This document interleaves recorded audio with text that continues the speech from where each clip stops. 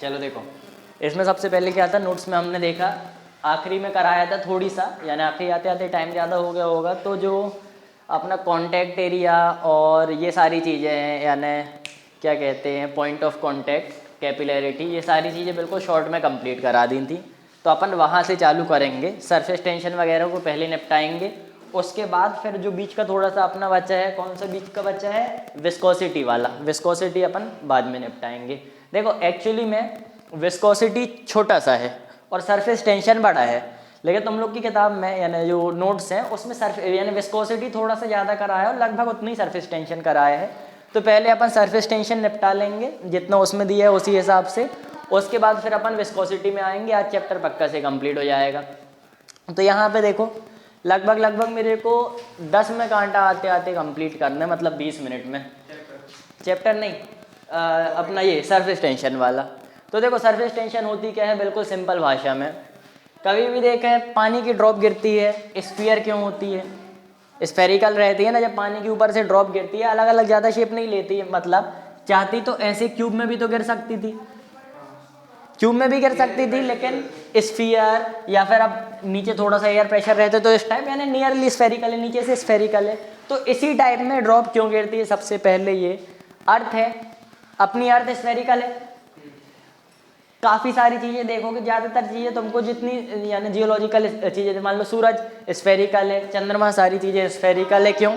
क्योंकि जो spherical shape रहता है सबसे ज़्यादा स्टेबल शेप रहता है, ठीक, सबसे ज़्यादा स्टेबल शेप रहता है स्फेरिकल। अब अर्थ वगैरह की बात छोड़ो, केवल अपन ड्रॉप में आ जाते हैं। ड्रॉप गिरती है स्फेरिकल शेप में, क्यों गिरती है? क्योंकि ये स्फेरिकल शेप में होता है सबसे कम नहीं सबसे ज़्यादा सरफेस टेंशन, ठीक, स्फेरिकल शेप में सबसे ज़्यादा सरफेस टेंशन रहते हैं, इसलिए ड्रॉप गिरती है स्फेरिकल।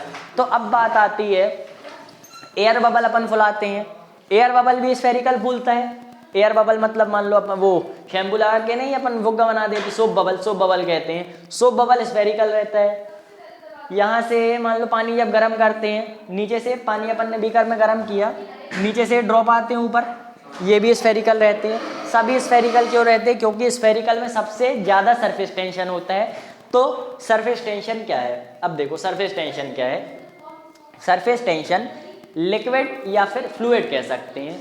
फ्लूइड की वो प्रॉपर्टी है जो उसको कम से कम सरफेस एरिया पे रहने पे मजबूर करती है। कम से कम सरफेस एरिया मतलब कि मान लो यहाँ पे अपन ने एक ड्रॉप पानी डाल दिया, अब एक ड्रॉप पानी कैसा रहेगा, मान लो ऐसा रहेगा, एक ड्रॉप पानी ऐसा है। अब बताओ अगर एक ड्रॉप पानी डाला, अगर उसको फैलना होता तो वो ड्रॉप पूरे ऐसे ऐसा फैल सकती थी, पूरे में फैल सकती थी, लेकिन वो ऐसी क्यों जाती है? क्यों? क्योंकि इसके अंदर एक प्रॉपर्टी है, क्या? Surface tension. सरफेस टेंशन क्या करती है? इसके अंदर के जो मॉलिक्यूल रहते हैं उनको करती है अट्रैक्ट, अंदर के मॉलिक्यूल को अट्रैक्ट करके बिल्कुल खींचने की कोशिश करेगी, जिससे ये कम से कम सरफेस एरिया ऑक्यूपाई करें। अभी यहाँ पे देखो केवल इतना ऑक्यूपाई किया है, फैल जाती तो बहुत ज़्यादा सरफेस एरिया भी ऑक्यूपाई कर सकती थी, है ना। जितना ज़्यादा फैल जाए, अगर एक एक मॉलिक्यूल पूरे लाइन में हो जाते कि केवल एक मॉलिक्यूल थिक होता तो बहुत लंबा एरिया अलाइन कर लेती। छोटे से छोटे सरफेस एरिया को अलाइन करने वाली प्रॉपर्टी क्या होती है? Surface tension. इसमें क्या होता है? अब सरफेस टेंशन किसके कारण होती है? अपन को पता है कि प्रॉपर्टी कम से कम सरफेस एरिया में रहना चाहती है, लेकिन किसके कारण होती है? जो इसके अंदर जो भी मॉलिक्यूल्स रहते हैं उन मॉलिक्यूल्स की अट्रैक्शन के कारण होती है। अब मान लो ये तुम्हारा मर्क्यूरी है और ये अपना है H2O। हमने बोला कि मर्क्यूरी का सरफेस टेंशन ज़्यादा होता है H2O से। अब इसका क्या मतलब हुआ? इसका मतलब हुआ जो मर्क्यूरी के अंदर के मॉलिक्यूल्स हैं उसमें जो इंटर मॉलिक्यूलर फोर्स है वो H2O के अंदर के मॉलिक्यूल की इंटर मॉलिक्यूलर फोर्सेस से ज़्यादा है, ठीक। इसके अंदर फोर्स ऑफ अट्रैक्शन ज़्यादा है, इसके अंदर फोर्स ऑफ अट्रैक्शन कम है। अब यहाँ पे ये मत बोलना कि H2O में होती है हाइड्रोजन बॉन्डिंग, हाइड्रोजन बॉन्डिंग से फोर्स ऑफ अट्रैक्शन ज़्यादा हो जाती है। यहाँ पे केमिस्ट्री वाली चीज़ बिल्कुल नहीं लाना, क्योंकि देखो अपन को बिल्कुल बेसिक कंसेप्ट समझाए जाते हैं, उसके ऊपर काफ़ी सारे कॉन्सेप्ट रहते हैं। तो ये हाइड्रोजन बॉन्डिंग, ये सारी चीज़ें केमिस्ट्री में छोड़ के अपन को यहाँ पे केवल कितना देखना है कि Hg के अंदर जो फोर्स ऑफ अट्रैक्शन है वो ज़्यादा है, H2O के अंदर फोर्स मतलब अट्रैक्शन, फोर्स ऑफ अट्रैक्शन ज़्यादा से स्लाइड हो जाती है, स्लाइड हो जाती। नहीं देखो वो उसका फिनोमेना बताएंगे। देखो अभी जैसे जैसे आगे बढ़ेंगे खुद समझ जाओगे, हम समझ गए क्या बोल रहे हैं। तो अब देखो फोर्स ऑफ अट्रैक्शन ज़्यादा रहेंगे मतलब सरफेस टेंशन ज़्यादा, केवल इतना समझ लो। अभी सरफेस टेंशन की फॉर्मूला में आएंगे तो और समझ में आ जाएगा। केवल इतना समझो, सरफेस टेंशन ज़्यादा तो अंदर की फोर्स ऑफ अट्रैक्शन ज़्यादा। अब बताओ अगर किसी चीज़ के अंदर, अच्छा सबसे पहले सरफेस टेंशन का फॉर्मूला ही बना लेते हैं।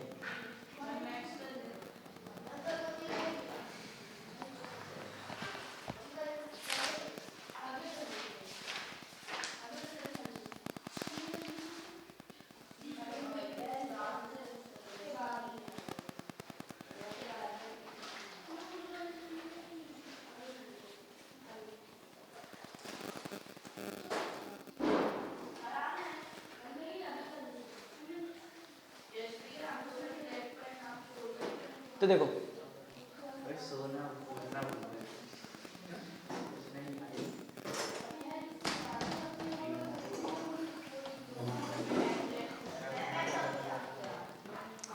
अब ये देखो सरफेस टेंशन अपन को सबसे पहले पता है सरफेस टेंशन रहेगी कहाँ पे, सरफेस नाम ही है सरफेस टेंशन, तो सरफेस टेंशन रहेगी केवल और केवल सरफेस में। तो देखो एक लिक्विड रहता है, एक बीकर में अपन ने रख लिया कोई भी लिक्विड। अब यहाँ पे अगर कोई चीज़ डाली अपन ने और डूब नहीं रही, अगर कोई चीज़ डाली और डूब नहीं रही, मान लो अगर अपन ने यहाँ पे एक बॉल डाली और बॉल आधी डूब रही है आधी नहीं डूब रही, तो बताया था कि किस प्रॉपर्टी के कारण होता है, ये होता है विस्कोसिटी के कारण। उस दिन जब विस्कोसिटी नहीं यार सॉरी, बोयेंसी के कारण। बोयेंसी क्या होता है, बोयेंसी मतलब होता है कि इस वाटर का जितना वेट डिस्प्लेस हुआ उसको अपन कहते हैं बोयेंसी, जितना वेट। अब बताओ वेट क्या है, वेट एक तरीके की फोर्स है। वेट फोर्स है कि मास फोर्स है, सबसे पहले ये बताओ। मास फोर्स नहीं है, फोर्स होती है mg, फोर्स होती है मास इनटू एक्सेलरेशन मतलब mg। तो वेट फोर्स है, mg होता है किसी का भी वेट। तो वेट एक तरीके की फोर्स है लेकिन मास तो फोर्स है नहीं। तो अब देखो मान लो ये वाटर है, जल्दी से एक बार बोयेंसी का रिकैप करा दे रहे। देखो बोयेंसी क्या है, BUO बोयेंसी। तो यहाँ पे वाटर है, अब मान लो ये सॉलिड है, इसका कुछ भी वेट हो, इसका कुछ भी वेट हो, अपन ने मान लो वेट अपन को नहीं पता, अपन ने इसकी डेंसिटी ले ली। तो डेंसिटी को अपन लिख सकते हैं density of object, density of object लिख दिया। अब इसका वॉल्यूम कितना, वॉल्यूम को अपन लिख सकते हैं V0, ऑब्जेक्ट के वॉल्यूम को लिख दिया V0। अब यहाँ पे देखो वाटर की डेंसिटी को अपन लिख देंगे डेंसिटी ऑफ वाटर, ठीक। अभी केवल वाटर की बात कर रहे हैं, या फिर लिक्विड लिख सकते हैं तो डेंसिटी ऑफ लिक्विड लिख देंगे। अब क्या होता है, हमने बोला जो बोयेंसी होती है वो होता है वेट ऑफ वाटर डिस्प्लेस्ड। तो यहाँ पे लिखेंगे is equal to weight of liquid displaced. अब अपन को कैसा, जब इसके अंदर कोई भी बॉल गई तो बॉल ने इतनी जगह खाली, अब इतना पानी के अंदर है मतलब उसने इतना पानी अलग कर दिया वहां से, तभी तो उतनी अंदर गई। पहले पानी था, उसने उतना पानी अलग कर दिया, वो थोड़ी ऊपर आ गया। मतलब अगर इतनी अंदर गई तो इतना पानी डिस्प्लेस किया होगा। अपन पानी के अंदर हाथ डाल लेंगे तो अपने हाथ का जितना भी वॉल्यूम है उतना पानी अपन ने डिस्प्लेस कर दिया। तो इसने कितना वॉल्यूम डिस्प्लेस किया, इतना वॉल्यूम डिस्प्लेस किया।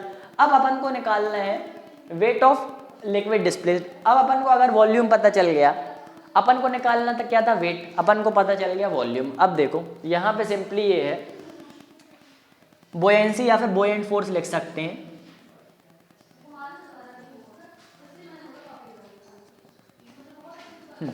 क्या निकालना है, wait of liquid displaced. Liquid का वेट कैसे निकालेंगे, अभी अपन को क्या पता है, लिक्विड का वॉल्यूम पता है। मान लो ये जो वॉल्यूम हटा है, इस वॉल्यूम को अपन ले लेंगे volume of object dash. Volume of object dash का क्या मतलब है, मतलब इतना वॉल्यूम इसका पानी के नीचे है, इतना वॉल्यूम अगर पानी के नीचे है मतलब उतना ही वॉल्यूम पानी का हट गया होगा, ठीक है। तो यहाँ पे बोयेंट फोर्स के या तो ये लिखो या तो वॉल्यूम डिस्प्लेस्ड। अब देखो जितना ये है उतना ही वॉल्यूम डिस्प्लेस्ड है, तो दोनों में से कुछ भी लिख सकते हैं, कोई भी एक चीज लिखेंगे। अपन यहाँ पे लिख रहे हैं वॉल्यूम डिस्प्लेस्ड, किसका, लिक्विड का। लिक्विड का इतना वॉल्यूम डिस्प्लेस हो गया। अब लिक्विड का इतना वॉल्यूम डिस्प्लेस हुआ, अपन को क्या चाहिए, मास चाहिए। मास क्यों चाहिए, क्योंकि मास इंटू जी यानी mg से अपन वेट निकाल सकते, तो अपन को चाहिए m। m कैसे निकालेंगे, देखो डेंसिटी किसी भी चीज की क्या होती है, मास अपॉन वॉल्यूम। अगर अपन को वॉल्यूम पता है, वॉल्यूम पता है और वॉल्यूम में डेंसिटी का मल्टीप्लाई कर देंगे तो अपन को मास मिल जाएगा। तो अपन को अगर वॉल्यूम मिल गया कि जितना वॉल्यूम डिस्प्लेस है वो पता चल गया, अब उसमें अगर डेंसिटी ऑफ लिक्विड का मल्टीप्लाई कर देंगे तो अपन को जितना वॉल्यूम डिस्प्लेस है उसका वेट मिल जाएगा, या नहीं सॉरी उसका मास मिल जाएगा।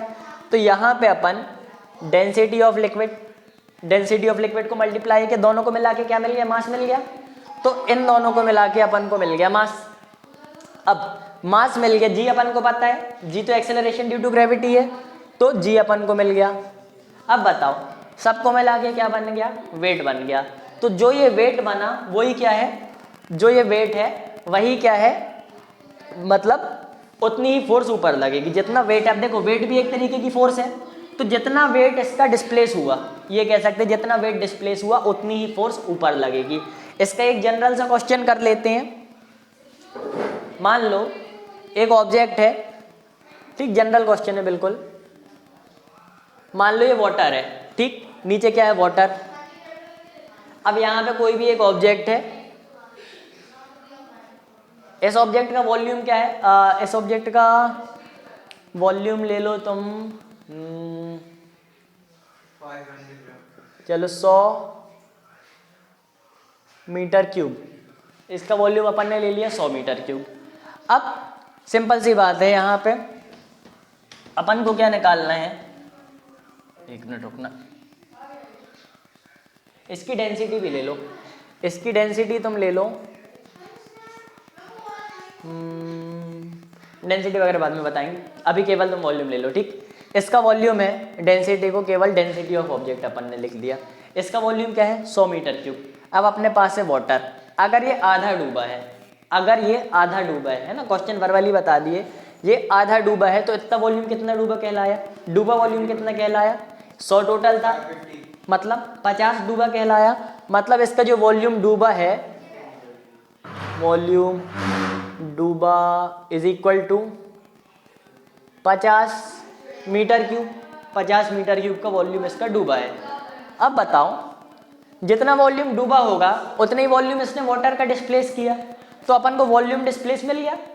तो अपन को क्या मिल गया, is equal to volume displaced, इतना ही वाटर का वॉल्यूम डिस्प्लेस है। अपन को क्या निकालना है, इसमें बोयेंट फोर्स निकालना है। तो इसकी बोयेंट फोर्स कितनी होगी, कैसे निकालोगे, ये अपने पास फॉर्मूला है। सबसे पहले अपन को जी तो पता है, जी। अब अपन को चाहिए क्या है, मास चाहिए। मास अपन कैसे निकाल लेंगे, अपने पास वॉल्यूम डिस्प्लेस्ड है, तो यहाँ लिखो वॉल्यूम डिस्प्लेस्ड। इसमें क्या मल्टीप्लाई करेंगे, डेंसिटी ऑफ लिक्विड, तो डेंसिटी ऑफ लिक्विड का मल्टीप्लाई करेंगे तो अपन को mg मिल जाएगा, मतलब वेट ऑफ वाटर डिस्प्लेस, तो अपन को बोयेंट फोर्स मिल जाएगी। अब यानी इस केस में क्या आ जाएगा, वॉल्यूम डिस्प्लेस कितना है 50, डेंसिटी कितनी है 1000, जी कितना है 10। तो अपना आंसर आ गया। आंसर कितना हो गया, मान लो 5, 1, 2, 3, 4 और 1, इतने जीरो हो गए। अब यहाँ पे देखो बोयेंट फोर्स निकाल लिया अपन ने। अब बोयेंट फोर्स अगर यहाँ पे देखो इक्विलिब्रियम में कहलाए, मतलब नाम नीचे जा रहा है ना ऊपर जा रहा है, नीचे क्यों नहीं जा रहा, क्योंकि इसको ऊपर के साइड एक फोर्स ढकेल रही है। कौन सी फोर्स, बोयेंट फोर्स। बोयेंट फोर्स अपन ने निकाल ली। अब बोयेंट फोर्स मतलब काय में आई होगी, न्यूटन में आई होगी, क्योंकि फोर्स है न्यूटन में आई होगी, मतलब इतने न्यूटन की फोर्स उसको ऊपर ढकेल रही है। अब अगर हम तुमसे पूछ लें कि ऑब्जेक्ट का मास बताओ और ऑब्जेक्ट की डेंसिटी बताओ, अब हमने सिंपल पूछा ऑब्जेक्ट का मास और ऑब्जेक्ट की डेंसिटी बताओ, बता लोगे। देखो कैसे, अभी अपन ने बोयेंट फोर्स निकाली। बोयेंट फोर्स क्या है, वो फोर्स जो ऑब्जेक्ट को नीचे नहीं आने दे रही। अब अपन को पता है कि ये 5 × 10 की पावर 5 न्यूटन, इतनी फोर्स उसको नीचे नहीं आने दे रही। अब अगर नीचे नहीं आने दे रही, मतलब ये फोर्स लग रही है ऊपर की तरफ। ऊपर की तरफ कौन सी फोर्स लग रही है, बोयेंट फोर्स, ठीक है, बी बस लिख दिया, बोयेंट फोर्स लग रही है ऊपर की तरफ। अब बताओ क्या बोयेंट फोर्स उसको ऊपर ढकेल रही है, ऊपर ढकेल रही है, वो अपन को यानी नीचे नहीं आने दे रही है, ऊपर तो नहीं भेज रही है। अगर ऊपर नहीं भेज रही मतलब अभी इक्विलिब्रियम में, हाँ देखो, मतलब अभी इक्विलिब्रियम में। अगर कोई चीज इक्विलिब्रियम में है मतलब उसकी ऊपर और नीचे की फोर्सेस बैलेंस्ड है ना, चारों तरफ की फोर्स बैलेंस्ड है, तभी वो इक्विलिब्रियम में है। मतलब जितनी बोयेंट फोर्स ऊपर लग रही है उतनी ही कोई फोर्स नीचे लग रही होगी। तो मतलब नीचे जो फोर्स लग रही होगी उसको अपन ने F1 ले लिया। अब नीचे कौन सी फोर्स लग रही है, एक मिनट रुकना, किसी ने अक्षय भैया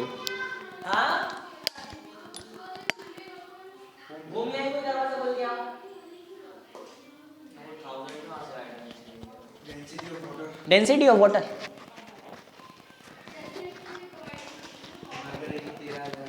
1000 किलोग्राम पर मीटर क्यूब। चलो अब नीचे F1 लग रहा है। अब बताओ नीचे कौन सी फोर्स लग रही है? जो इस ऑब्जेक्ट का वेट है वो नीचे लग रहा है। ऑब्जेक्ट का वेट निकाल लेंगे तो F1 कितनी हो जाएगी अपनी? ऑब्जेक्ट का मास अपन को नहीं पता, मास नहीं पता, मास की जगह लिख लो m। जी अपन को पता है तो जी अपन ने ले लिया, ठीक। जी की जगह डायरेक्ट 10 भी ले सकते हैं। अब देखो mg अपन को पता है जो नीचे लग रही है mg किसके इक्वल है? बोयेंट फोर्स के। तो mg is equal to 5 into 10 की पावर 5 न्यूटन। जी अपन को पता है, जी क्या है? 10 इज इक्वल टू 5 इंटू 10 की पावर 5 न्यूटन। 10 नीचे ले जाएंगे तो अपन को मास मिल जाएगा 5 इंटू 10 की पावर 4 न्यूटन। नहीं, अब न्यूटन में नहीं आएगा। न्यूटन में क्यों नहीं आएगा? क्योंकि ये जो 10 है 10 क्या है? मीटर पर सेकेंड स्क्वायर में है। अगर न्यूटन में मीटर पर सेकेंड स्क्वायर कर दोगे तो यहाँ पे बचेगी मास की यूनिट। मास की क्या यूनिट होती है? किलोग्राम। मास किलोग्राम, ठीक। तो 5 इंटू 10 की पावर 4 किलोग्राम क्या आ गया? इसका वेट। अब इसका वेट मिल गया, अब इसकी डेंसिटी बता सकते हो, सॉरी इसका मास मिल गया 5 इंटू 10 की पावर 4 किलोग्राम। अब इसका तुम क्या बता सकते हो? डेंसिटी बता सकते हो। डेंसिटी ऑफ ऑब्जेक्ट निकालो, डेंसिटी कितनी हो जाएगी? Mass upon volume. मास कितना है? 5 इंटू 10 की पावर 4, 5 इंटू 10 की पावर 4। वॉल्यूम कितना है? 10 की पावर 2। तो मतलब डेंसिटी कितनी आ जाएगी? 5 इंटू 10 की पावर 2। तो बॉयेंट फोर्स अच्छे से समझ में आ गई। भैया अपन इससे मास पता कर सकते हैं बॉल का, अगर डेंसिटी पता कर सकते हैं। डेंसिटी कर ही ना, डिस्प्लेस्ड वेलोसिटी डिस्प्लेस अगर मास दिया है अपन को। किसका?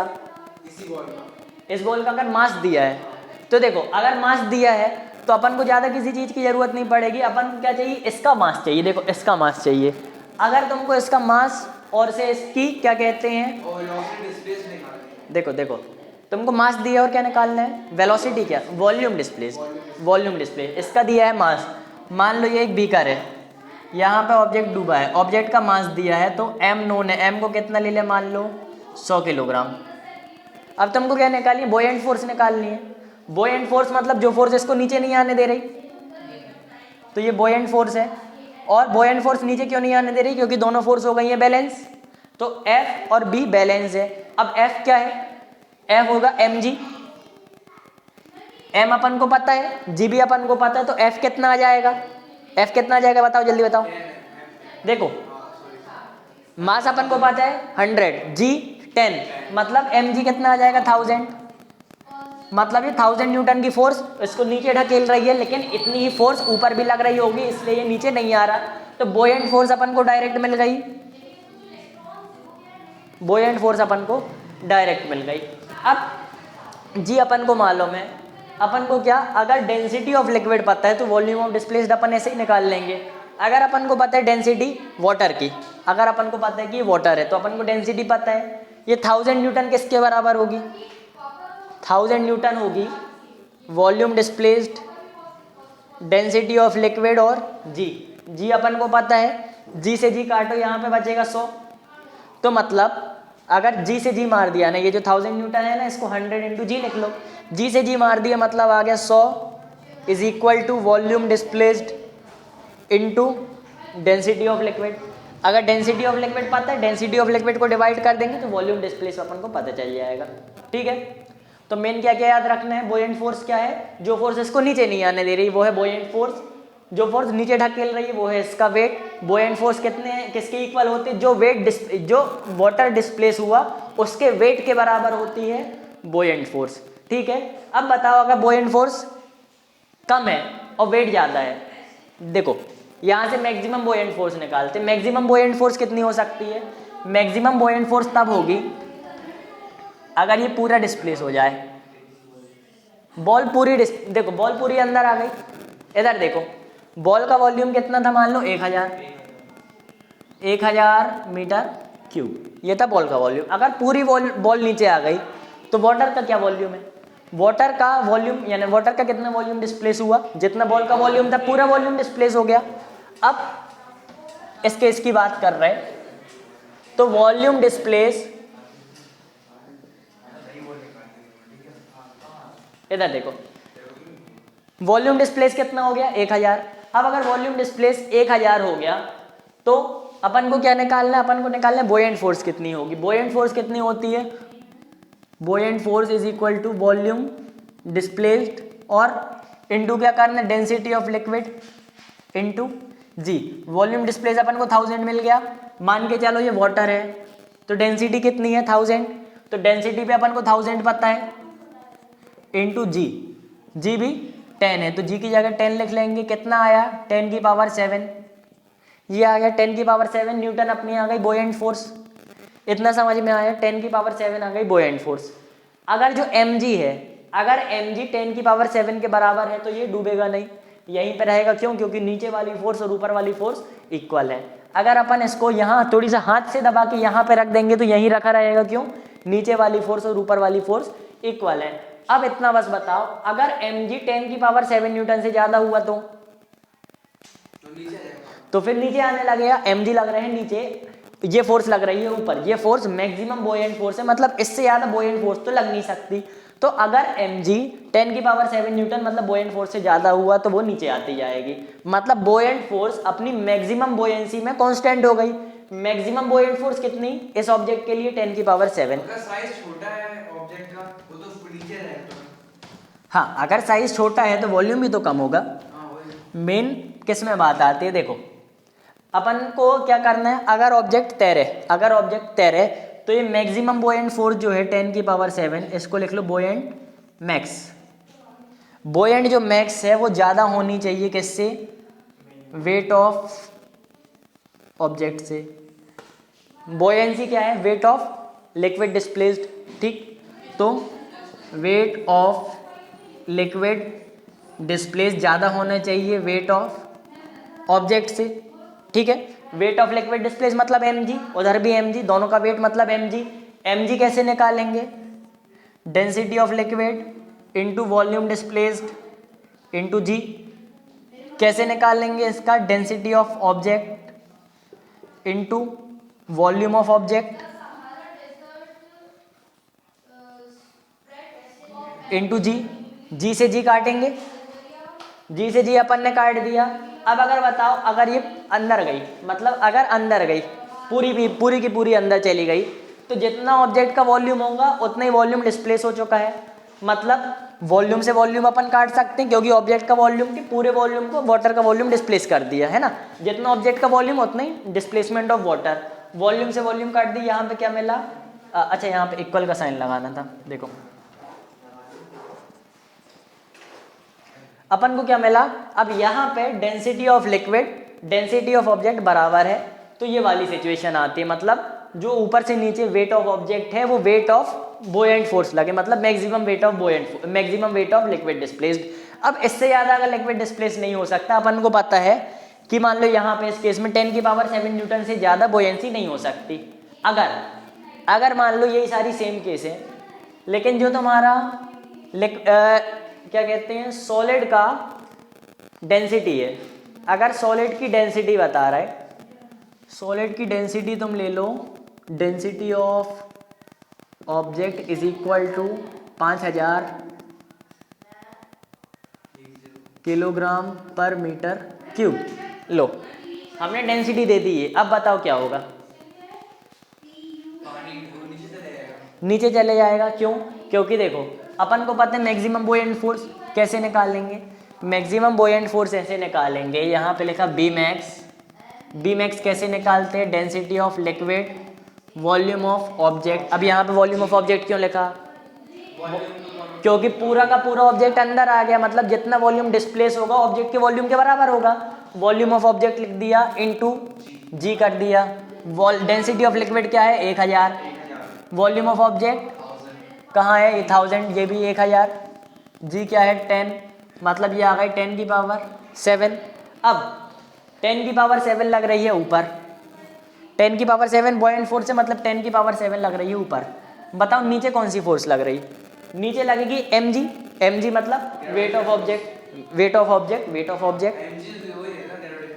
हाँ ना, mg ग्रेविटेशनल फोर्स, चलो ठीक है, वेट ऑफ ऑब्जेक्ट लग रहा है। अब mg कितना है बताओ, मास डेंसिटी दी है, mg अपन को निकालना है, mg ऑब्जेक्ट की निकालना है। mg को अपन क्या लिख सकते हैं, density of object into volume of object into g. Density of object कितनी 5000 इंटू वॉल्यूम ऑफ ऑब्जेक्ट कितना है 1000 इंटू जी मतलब 10 मतलब 5 इंटू 10 की पावर 7 आ गया। अब बताओ एम जी ज़्यादा है कि बुओयंट फोर्स ज़्यादा है? एम जी ज़्यादा है। अब एम जी ज़्यादा है इसका मतलब डेंसिटी ज़्यादा है तो ऑब्जेक्ट सिंक करने लगा। ठीक, अब बुओयंट फोर्स तो हमेशा 10 की पावर 7 रहेगी। बुओयंट फोर्स 10 की पावर 7 से ज़्यादा नहीं हो सकती। इसका जितना ज़्यादा अपन डेंसिटी बढ़ाएंगे उतना ज़्यादा मास बढ़ेगा तो उतना ज़्यादा नीचे आता जाएगा।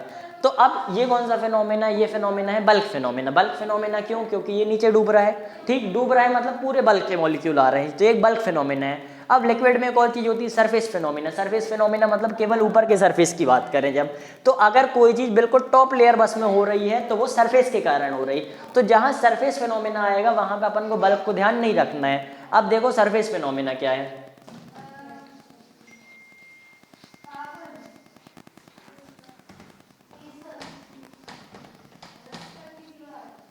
बल्क फिनोमेना समझ में आ गया कि बॉल नीचे क्यों नहीं आ रही।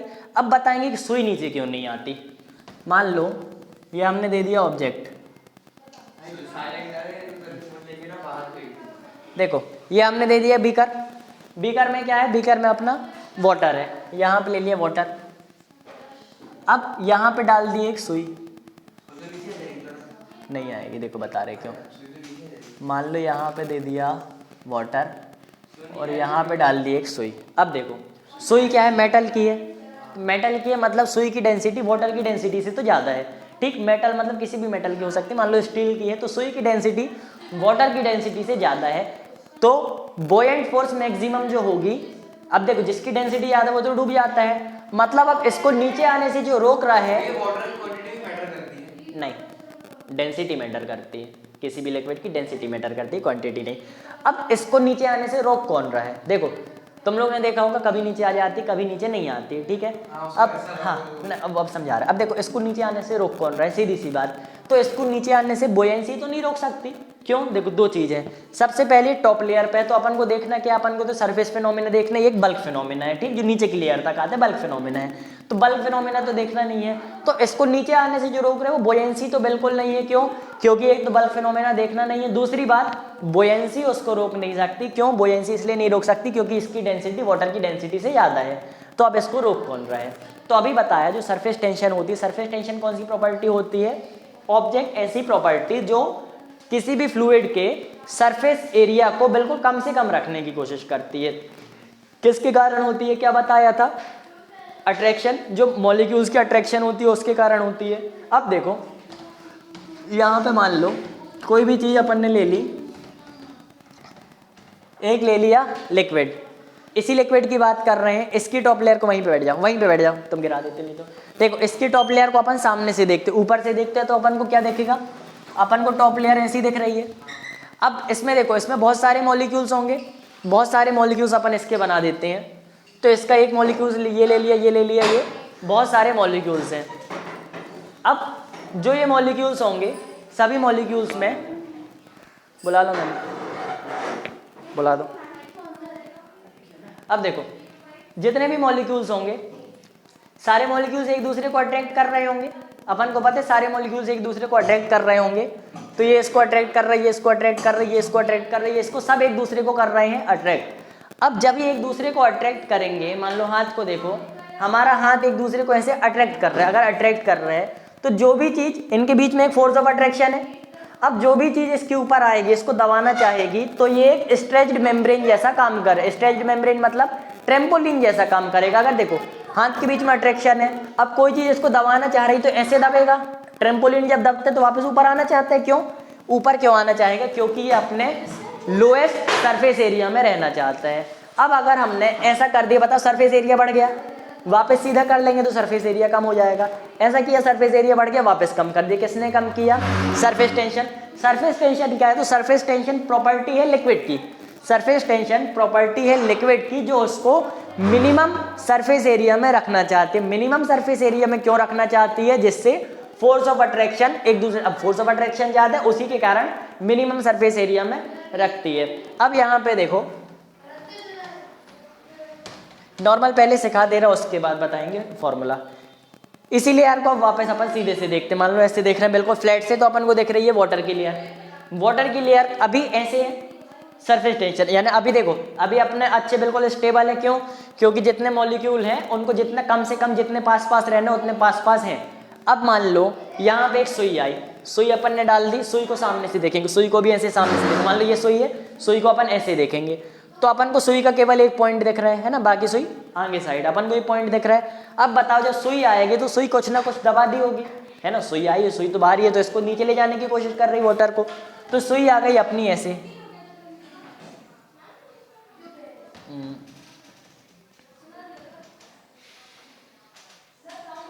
बताओ सुई ऐसे आ रही है, समझ में आ रहा? अब बताओ पहले पानी था सीधा, अब सुई ऐसे कर दी, सुई पानी को दबा रही है, तो अब यहाँ पे एरिया कुछ कम हुआ या एरिया कुछ बढ़ा है। और सरफेस टेंशन के कारण ये कैसे रहना चाहती है अपने लोएस्ट पॉसिबल एरिया या फिर मिनिमम पॉसिबल सरफेस एरिया में, तो इसको वापस ऊपर ढकेलना चाहेगी, तो यहाँ पे ऊपर साइड को एक फोर्स लगेगी। अब देखो इनमें फोर्स ऑफ अट्रैक्शन था, यहाँ पे मान लो फोर्स ऑफ अट्रैक्शन एक इधर था एक इधर था, इसके मॉलिक्यूल में फोर्स नहीं, वो बोयेंसी के कारण है, वो अलग है। वो बोयेंसी वो बल्क प्रोसेस है, हमने बताया केवल सरफेस की बात कर रहे हैं। अब जब सुई ऐसा दबाएगी तो बताओ जो यहाँ का मॉलिक्यूल है, केवल यहाँ के मॉलिक्यूल की बात करो, यहाँ का मॉलिक्यूल पहले यहाँ था, अब मॉलिक्यूल मान लो एक मॉलिक्यूल ये एक मॉलिक्यूल ये पास पास थे, अब एक मॉलिक्यूल ये एक मॉलिक्यूल ये दूर दूर हो गए, तब उसको वापस पास बुलाएगा। क्यों? क्योंकि इंटरमॉलिक्यूलर फोर्स ऑफ अट्रैक्शन है, तो वापस पास बुलाएगा। तो वापस ये इसको ऐसे पास बुला रहा है और ये इसको यहाँ से पास बुला रहा है, तो बताओ इसमें एक फोर्स लग रही है जो उनको पास बुला रही। इस फोर्स का अगर अपन देखो टेढ़ी है, टेढ़ी इस फोर्स के अगर अपन ड्रॉ करेंगे, क्या मान लो इसके रेजोल्यूशन करेंगे, मान लो ये एंगल क्या है थीटा, ये एंगल भी थीटा, हॉरिजॉन्टल से एंगल है अपना थीटा, ये वाला थीटा इस वाले थीटा को काट देगा, यानी ये वाला जो एफ कॉस थीटा आएगा एफ कॉस थीटा को काट देगा, बैलेंस कर देगा।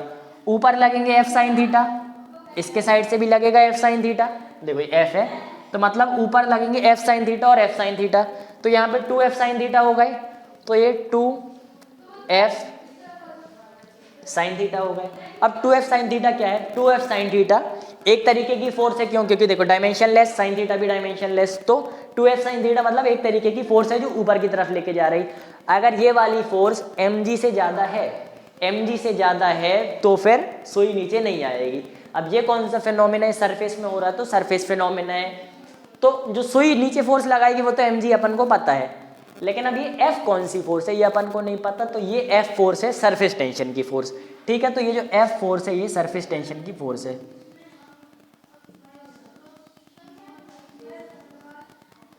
ठीक है, ये F सरफेस टेंशन की फोर्स है। अब सरफेस टेंशन की फोर्स को कैसे निकालेंगे? तो इसका एक फॉर्मूला याद रखो। मान लो यहाँ पे ये मॉलिक्यूल, अब देखो यहाँ पे ये सुई रखी थी ना, यहाँ पे सुई नहीं रख रहे, वाटर में देखो बहुत सारे मॉलिक्यूल होंगे, तो मान लो यहाँ पे मॉलिक्यूल्स की बनी है लाइन, मॉलिक्यूल्स की लाइन बनी है। अब देखो लाइन लंबी हो सकती है, अपन ने केवल इतनी सी ली। अब अगल बगल मॉलिक्यूल्स होंगे, अगल बगल भी मॉलिक्यूल्स होंगे, हर जगह मॉलिक्यूल्स होंगे। अब इस साइड के मॉलिक्यूल्स इसको इधर खींच रहे होंगे, इस साइड के इधर खींच रहे होंगे। अब देखो दोनों जगह के बराबर खींच रहे होंगे तो नेट फोर्स तो जीरो होगी। अपन को किसी भी एक जगह की फोर्स ले लेनी, किसी भी एक जगह की फोर्स ले लेनी है, तो अपन को मिल जाएगा सरफेस टेंशन। अब फोर्स क्या होती है? फोर्स इज इक्वल टू, बताओ ये जो फोर्स है पूरी लेंथ में लग रही है, पूरी लेंथ में लग रही है, तो अपन ले लेंगे सरफेस टेंशन के लिए लिख लो T या फिर S, किताब में जो दिया हो वो लिख लेना, इनटू L। L क्यों? क्योंकि पूरी लेंथ में लग रही है ये फोर्स। अब अगर अपन फोर्स, जो भी फोर्स लग रही है, किसी भी एक साइड की फोर्स मान लो, किसी भी एक साइड की फोर्स लग रही है, उस फोर्स को अपन कह देते हैं F। अगर इतनी लेंथ में लग रही है, इस लेंथ को बोल दो L। अगर F बाई L करेंगे तो अपन को क्या मिल जाएगा? सरफेस टेंशन मिल जाएगा। तो सरफेस टेंशन का फॉर्मूला क्या है? F by L। और force due to surface tension का क्या फॉर्मूला है? TL।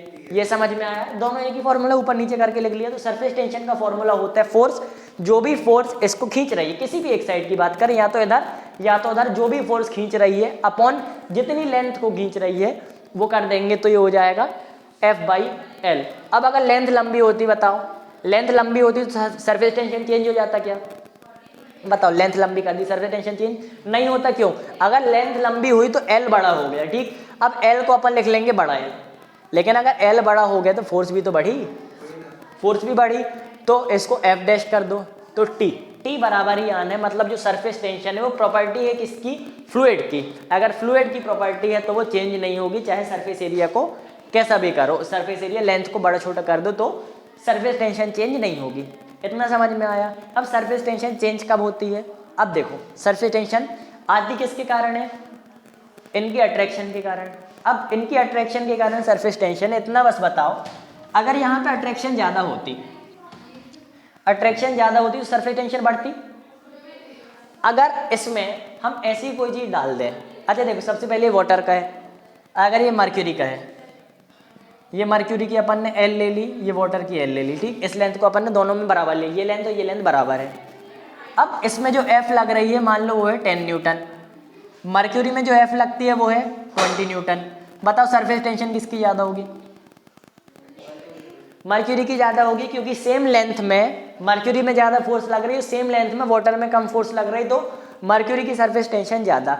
अब मान लो अपन ने मर्क्यूरी नहीं ली, ये ले लिए वाटर। अब वाटर में अपन ने कुछ ऐसे, हाँ ऊपर वाटर था नीचे मर्क्यूरी थी पहले, अब अपन ने नीचे लिया वाटर, वाटर में कुछ ऐसी चीज़ें मिला ली जो वाटर को पसंद है, मतलब जो वाटर में सोल्यूबल है, मतलब वाटर में कई चीज़ें सोल्यूबल है, अपन ने ऐसी चीज़ मिला ली जो वाटर में सोल्यूबल है, हाँ मिल्क मिला लिए, चलो कोई भी ऐसी चीज़ जो वाटर में सोल्यूबल है। अब अगर वाटर में सोल्यूबल है वो चीज़ मिला ली, तो बताओ सोल्यूबिलिटी से क्या होगा, सोल्यूबिलिटी से अट्रैक्शन बढ़ेगी, क्यों बढ़ेगी। अब देखो वाटर में कोई चीज़ सोल्यूबल कब है, जब वाटर उसको पसंद करता है। अगर वाटर को वो चीज़ पसंद नहीं तो वाटर में सोल्यूबल नहीं है। जैसे मान लो धूल पानी में सोल्यूबल नहीं है, तेल पानी में सोल्यूबल, लिक्विड की बात करें सॉलिड नहीं, चलो तेल पानी में सोल्यूबल नहीं है, मिल्क पानी में सोल्यूबल है, तो वाटर को वो चीज़ पसंद है, यानी वाटर में वो चीज़ सोल्यूबल है जिसको वाटर पसंद करता है। अगर वाटर किसी को पसंद करता है तो वो चीज़ घुल रही है। अब बताओ अगर वाटर किसी चीज़ को पसंद कर रहा है और वो चीज़ उसमें डाल दी जाए तो यानी पसंद करने वाली चीज़ पास आ गई। अगर पसंद करने वाली चीज़ पास आ गई तो अट्रैक्शन बढ़ेगा, बताओ अट्रैक्शन बढ़ जाएगा, तो मतलब फोर्स ऑफ अट्रैक्शन बढ़ गया, मतलब ये जो फोर्स लग रही है ये भी बढ़ गई, ठीक। फोर्स ऑफ अट्रैक्शन बढ़ा मतलब ये जो फोर्स लग रही थी वो फोर्स बढ़ गई। तो अपन ने वाटर में ऐसी चीज़ डाली जिसको वाटर पसंद करता है, उस चीज़ को अपन क्या कहते हैं, जो भी मान लो लिक्विड सोल्यूबल इन वाटर अपन ने मिला दिया तो सोल्यूबिलिटी बढ़ गई। किसी भी लिक्विड में अगर ऐसी चीज़ डालेंगे जो उसमें सोल्यूबल है तो फोर्स ऑफ अट्रैक्शन बढ़ेगा। बताओ फोर्स ऑफ अट्रैक्शन बढ़ने से क्या होता है, सरफेस टेंशन बढ़ जाता है। सरफेस टेंशन बढ़ता है क्यों, सेम लेंथ में फोर्स ऑफ अट्रैक्शन बढ़ गया मतलब सरफेस टेंशन बढ़ गया। तो अगर अपन किसी लिक्विड का मान लो, किसी लिक्विड का सरफेस टेंशन है T, ये लिक्विड है, लिक्विड का सरफेस टेंशन है T, और उसमें अपन ऐसी चीज मिलाएं प्लस ऐसी चीज मिलाएं जो वाटर यानी उस लिक्विड में सोल्यूबल हो, soluble in that liquid, sugar भी कह सकते हैं, ठीक। सोल्यूबल ऐसी चीज मिलाई जो उस लिक्विड में सोल्यूबल है, लिक्विड में सोल्यूबल है मतलब पसंद करने वाली चीज पास आ गई। अगर पसंद करने वाली चीज पास आ जाएंगी तो अट्रैक्शन बढ़ेगा, अगर अट्रैक्शन बढ़ेगा तो ये फोर्स बढ़ेगा, फोर्स बढ़ेगा तो सरफेस टेंशन बढ़ जाएगा। मतलब अगर सोल्यूबल चीज को अपन ने लिक्विड में घोल दिया तो सरफेस टेंशन इंक्रीज हो जाएगा। अब बताओ लिक्विड में ऐसी चीज को घोल दिया जो उसमें इनसोल्यूबल है, तो इनसोल्यूबल मतलब वो उसको पसंद नहीं करता। जैसे मान लो अपन ने ऑयल डाल दिया, ऑयल और लिक्विड घुलते नहीं है तो ऑयल इसको पसंद नहीं करता, ऑयल मान लो वाटर को पसंद नहीं करता। अगर ऑयल वाटर को पसंद नहीं करता तो इसके पार्टिकल कैसे रहेंगे, मान लो ये वाटर के पार्टिकल है, ठीक, बीच बीच में ऑयल के पार्टिकल भी डाल दिए, बीच में ऑयल के पार्टिकल डाल दिए। अब यहाँ ऑयल के पार्टिकल, वाटर के पार्टिकल, ऑयल के पार्टिकल, वाटर, ऑयल पार्टिकल। अब बताओ ये इसको पसंद नहीं करता तो क्या ये इसको खींचेगा या दूर भगाएगा, दूर भगाएगा। अगर दूर भगा रहा है तो मतलब फोर्स ऑफ अट्रैक्शन कम हुआ, अगर फोर्स ऑफ अट्रैक्शन कम हुआ सेम लेंथ में तो सरफेस टेंशन कम हो जाएगा, ठीक। तो अगर अपन कोई ऐसी चीज ऐड करते हैं जो सोल्यूबल हो तो सरफेस टेंशन बढ़ता है, ऐसी चीज ऐड करते हैं जो इनसोल्यूबल हो तो सरफेस टेंशन कम होता है। पानी में सुई क्यों तैरती है, समझ में आए क्यों, वाटर के मॉलिक्यूल्स एक दूसरे को अट्रैक्ट करते हैं, वाटर वाटर भाई भाई सब एक दूसरे को अट्रैक्ट करते हैं, अट्रैक्ट करते हैं तो सुई ऊपर से आती है उसको नीचे नहीं आने देते, क्यों, क्योंकि वो स्ट्रेच्ड मेम्ब्रेन जैसे काम करते हैं। क्यों अट्रैक्ट करेंगे, मतलब मिनिमम सरफेस एरिया में रहेंगे। अगर कोई चीज़ सरफेस एरिया बढ़ाना चाहेगी, मान लो सुई आई, सुई ऐसे सरफेस एरिया बढ़ाना चाह रही, तो वापस सुई को ऊपर भेज के सरफेस एरिया कम रखना चाहेंगे। तो सरफेस टेंशन समझ में आ गया क्या? सरफेस टेंशन का फॉर्मूला क्या होता है? F/L। F क्या होता है? वो फोर्स जो किसी एक लाइन को खींच रही होती है, किसी एक लेंथ को जो भी फोर्स खींचती किसी भी एक साइड की, उसको अपन कहते हैं F। तो F/L समझ में आया। फोर्स इज इक्वल टू ये सरफेस टेंशन इंटू L, समझ में आ गया क्या कर दिए। अब एक चीज, सरफेस टेंशन तुम्हारी वाटर की प्रॉपर्टी, वाटर में किसी भी लिक्विड की प्रॉपर्टी रहती है, सरफेस पे डिपेंड नहीं करती, लेकिन किस पे डिपेंड करती है? अगर सरफेस में अपन ने कोई ऐसी चीज डाल दी जो सॉल्यूबल है, सरफेस टेंशन बढ़ता है, ऐसी चीज डाल दी जो इनसॉल्यूबल है, सरफेस टेंशन कम होता है। अब बताओ, अगर अपन अब देखो कुछ और चीज सिखाते, फिर टेम्परेचर से बताएंगे। ये बताओ जो सबसे पहले क्वेश्चन पूछा था, यहाँ पे अगर हमने वाटर की ड्रॉप गिरा दी तो ऐसे रहेगी, मान लो मर्क्यूरी की ड्रॉप गिरा दी तो और ऐसे रहेगी, ठीक। अब इतना बताओ सरफेस टेंशन किसका ज़्यादा? मर्क्यूरी की वाटर। मर्क्यूरी का सरफेस टेंशन ज़्यादा, वाटर का सरफेस टेंशन कम। अब क्योंकि मर्क्यूरी का सरफेस टेंशन ज़्यादा है, मतलब अंदर की फोर्स ऑफ अट्रैक्शन ज़्यादा है, तो मतलब मिनिमम सरफेस एरिया में रहना तो चाहते हैं, सब मिनिमम सरफेस एरिया में रहना चाहते हैं, लेकिन चूंकि मर्क्यूरी का सरफेस टेंशन ज़्यादा है तो मिनिमम सरफेस एरिया में रहने में वो ज़्यादा हेल्प कर रही है, तो ये अपने मिनिमम सरफेस एरिया में आ गई। वाटर भी मिनिमम सरफेस एरिया में रहना चाहता है, लेकिन फोर्स ऑफ अट्रैक्शन कम है तो मिनिमम सरफेस एरिया में नहीं आ पा रहा, ऐसा है। अब अगर कोई चीज़ मान लो बिल्कुल ही ऐसी है, बिल्कुल ही ऐसी है, तो इसका सरफेस टेंशन इन दोनों से और ज़्यादा कम हो गया। मतलब अगर सरफेस टेंशन कम है तो वो चीज़ फैलेगी, अगर सरफेस टेंशन ज़्यादा है तो वो चीज़ नहीं फैलेगी। अब बताओ ऑयल का सरफेस टेंशन ज़्यादा होता होगा कि वाटर का? तो देखो ऑयल को अपन डालें, कैसे निकालेंगे? ऑयल को अपन ने डाले एक ड्रॉप वाटर को डाला, बिल्कुल बराबर वॉल्यूम डालना है। अगर अपन ने बराबर वॉल्यूम डाला ऑयल का और बराबर वॉल्यूम डाला किनारे वाटर का, तो जो ज़्यादा फैलेगा उसका सरफेस टेंशन कम होगा, जो कम फैलेगा उसका सरफेस टेंशन ज़्यादा होगा, क्योंकि सरफेस टेंशन उसको छोटा रखने में हेल्प कर रहा है, ठीक है। इतनी चीज़ समझ में आई? इतनी चीज़ समझ में आई हो तो फिर एंगल ऑफ कॉन्टैक्ट वगैरह समझाएं। अब देखो इतनी चीज़ समझ में आई। अब बताओ अपन गरम खाना खाते हैं, गरम खाने में ज़्यादा स्वाद रहता है और ठंडे खाने में कम स्वाद रहता है। मान लो एक सूप पी रहे हैं अपन, सूप अपन गरम पी लिए और सूप अपन थोड़ा ठंडा करके पिए, तो ज़्यादा स्वादिष्ट रहेगा गरम सूप। सूप की बात करें, क्योंकि देखो फ्लूइड की बात हो रही है ना, चावल की बात नहीं, सूप की बात करेंगे। अब ऐसा क्या होता है कि गरम सूप ज़्यादा स्वादिष्ट रहता है और ठंडा कम स्वादिष्ट रहता है? तो देखो सूप है, सूप एक फ्लूइड है, तो उसमें कुछ ना कुछ सरफेस टेंशन होगा। अब सरफेस टेंशन होगा तो वो उसको फैलने नहीं देगा। अब मान लो ये अपनी जीभ है, ये अपनी जीभ है, जीभ में अपन डाले सूप, तो यहाँ पे सूप है ऐसा, ठीक। सूप की ड्रॉप बनी, समझ में आ रही ना, सूप की ड्रॉप बनी, तो ये ड्रॉप इसको फैलने नहीं दे रही। फैलने क्यों नहीं दे रही? क्योंकि उसमें सरफेस टेंशन है। अब अगर किसी चीज़ को गर्म करते हैं तो उसका सरफेस टेंशन कम हो जाता है। अगर सरफेस टेंशन कम होगा तो ये ड्रॉप फैल जाएगी, ये ड्रॉप अब पूरे में फैल जाएगी, फैलेगी तो अपन को ज़्यादा स्वाद आएगा, मतलब अपन को पूरे मुंह में स्वाद फैल जाएगा। तो अगर चीज़ अपन गर्म करते हैं तो उसका सरफेस टेंशन हो जाता है कम। ठंडे में सरफेस टेंशन ज़्यादा रहता है, फैलती नहीं है।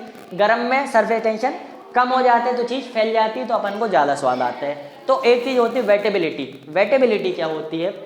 वेटेबिलिटी मतलब किसी चीज़ को भिंगाने की क्षमता। अब किसी चीज़ को कौन भिंगा पाएगा? किसी चीज़ को कौन भिंगा पाएगा? जिसमें भिंगाने की क्षमता ज़्यादा होगी। भिंगाने की क्षमता किस में ज़्यादा होगी? जिसका सरफेस टेंशन ज़्यादा होगा कि कम? जिसका सरफेस टेंशन कम होगा। ज़्यादा में तो पास रखेगी ना, ज़्यादा में तो ऐसी ड्रॉप है, कम में ऐसी हो गई। अगर सरफेस टेंशन ज़्यादा तो पास रखना चाहेगी, फैलेगी ऐसे, मतलब जिसका सरफेस टेंशन कम है वो चीज़ को ज़्यादा भिंगाएगी। तो अब बताओ अगर अपन कपड़े गर्म पानी से धो लेंगे और ठंडे पानी से धो लेंगे तो ज़्यादा जल्दी कपड़े को, मान लो दो जगह कपड़े रखे, बराबर पानी लिया, ठंडा पानी लिया, गर्म पानी लिया, ज़्यादा जल्दी कपड़े को कौन भिंगाएगा? गर्म पानी। क्यों? गर्म पानी का सरफेस टेंशन होगा कम। अब बताओ निरमा क्या काम करता है? निरमा बताओ सबसे पहले वाटर में सोल्यूबल है। अगर निरमा वाटर में सोल्यूबल है तो मतलब निरमा वाटर को पसंद है, तो अगर वाटर को पसंद है मतलब सरफेस टेंशन उसने बढ़ा दिया कि कम किया? देखो इसमें सरफेस टेंशन बढ़ाया, लेकिन देखो अब देखो यही सारी प्रॉपर्टी नहीं बताते, अब एनसीईआरटी में ही दी है। अगर बढ़ाया भी उसके बाद क्या करता है? जो निरमा होता है वेटेबिलिटी बढ़ा देता है। अब वेटेबिलिटी अगर बढ़ा रहा है मतलब उसको सरफेस टेंशन कम करना चाहिए, ठीक है, तो यही सारी चीजें कंफ्यूज करने वाली है, इतना ज्यादा सोचने। कुल एग्जांपल लेके बता रहा था, निरमा वेटेबिलिटी बढ़ाता है, मतलब निरमा सरफेस टेंशन कम कर रहा है, लेकिन निरमा तो वाटर में सोल्यूबल है, लिक्विड में सोल्यूबल है। तो यही सारी चीजें, सॉल्ट की वजह से क्या होता है सॉल्ट में? ऐसा सॉल्ट क्या की वजह, देखो सॉल्ट की वजह से जो सरफेस टेंशन रहेगा वो बढ़ेगा, ठीक, सॉल्ट की वजह से सरफेस टेंशन बढ़ेगा। तो देखो जनरलाइज कर दिया जाता है, प्रॉपर्टीज को जनरलाइज कर दिया जाता है कि अगर सोल्यूबल चीज मिलाओगे तो बढ़ेगी, इनसोल्यूबल मिलाओगे तो घटेगी। बाकी ऐसा बिल्कुल ही श्योर चीज नहीं है, वो जो भी चीज अपन मिला रहे हैं उसकी प्रॉपर्टी पे डिपेंड करता है कि वो उसको पसंद करती है ना पसंद करती है। कुछ ऐसी चीजें भी रहती हैं जो घुल जाती है लेकिन पसंद नहीं करती, तो सरफेस टेंशन को कर देगी कम, ठीक है। अब देखो कोई चीजें ऐसी लगती हैं, अपन को लगता है घुल गई लेकिन घुलती नहीं है ना, अपन को देखने में लगता है घुल गई, घुलती नहीं। मान लो धूल मिलाई, धूल को बिल्कुल ऐसे ऐसे घुमा दिए तो अपन को लगता है सब बिल्कुल घुल गया है, थोड़ी देर छोड़ देंगे धूल वापस नीचे चली जाएगी, है ना, तो धूल घुलती नहीं है। तो वही है, लिख के यही आओगे, पूछेगा तो लिख के यही आओगे, बाकी होता अलग अलग है वो अपन को मालूम है। लेकिन अगर टेम्परेचर गर्म तो सरफेस टेंशन कम, टेम्परेचर गर्म तो सरफेस टेंशन कम, और टेम्परेचर कम तो सरफेस टेंशन ज्यादा, है ना। अब ऐसे भी टेम्परेचर कम, टेम्परेचर अपन को ठंडी लगती है ना, अपन सिकुड़ के रहते हैं, तो पानी भी सिकुड़ के रहेगा। तो अगर टेम्परेचर कम कर देंगे तो पानी सिकुड़ के रहेगा। सिकुड़ के कब रहेगा? जब सरफेस टेंशन ज्यादा होगा, सरफेस टेंशन ज्यादा, फोर्स ऑफ अट्रैक्शन ज्यादा, सिकुड़ के रहेगा। मतलब सिकुड़ने की प्रॉपर्टी को सरफेस टेंशन मतलब सिकुड़ने की प्रॉपर्टी, ठीक है। सरफेस टेंशन मतलब सिकुड़ने की प्रॉपर्टी, सरफेस टेंशन कम मतलब कि सरफेस टेंशन कम मतलब टेम्परेचर ज्यादा है, और टेम्परेचर अगर कम है तो सरफेस टेंशन ज्यादा है। और क्या, अगर सॉल्यूबल चीज डाल दी तो सरफेस टेंशन बढ़ जाएगा, इनसॉल्यूबल चीज डाल दी तो सरफेस टेंशन कम हो जाएगा। सरफेस टेंशन का क्या फॉर्मूला है? F/L। F क्या है? जो फोर्स एक लेंथ को खींच रही है, एक लेंथ किसकी? मॉलिक्यूल की लाइन बनी है, उसको जो फोर्स खींच रही है F, और L क्या है? मॉलिक्यूल की लेंथ है। अब सरफेस टेंशन का यूनिट, सरफेस टेंशन देखो सबसे पहले कि स्केलर क्वांटिटी होती है, ये जो टेंशन है वेक्टर क्वांटिटी नहीं होती, स्केलर क्वांटिटी है, ठीक। जो ये फोर्स है ये वेक्टर क्वांटिटी है, लेकिन ये T इंटू एल करेंगे तो ये स्केलर क्वांटिटी बन के आएगी। याद बस रख लेना, है ना, उतना इंपॉर्टेंट नहीं, याद बस रख लेना, सरफेस टेंशन स्केलर क्वांटिटी है। अब यहाँ पे इसकी यूनिट बताओ जरा, सरफेस टेंशन T की क्या यूनिट होगी? फोर्स की क्या यूनिट है? न्यूटन, तो यहाँ रख ली न्यूटन। नीचे एल क्या है? लेंथ मतलब मीटर, तो न्यूटन मीटर मतलब न्यूटन पर मीटर हो गई किसकी? सरफेस टेंशन की ऐसा यूनिट, न्यूटन पर मीटर। अब इसको जरा उसमें करो, न्यूटन को तोड़ेंगे तो क्या मिलेगा अपन को? किलोग्राम मीटर पर सेकेंड स्क्वायर, और पर मीटर मतलब, पर मीटर अपन ने यहाँ जोड़ दिया, मीटर से मीटर काट दिया तो किलोग्राम पर सेकेंड स्क्वायर मिल गई, ठीक है। हाँ जाओ,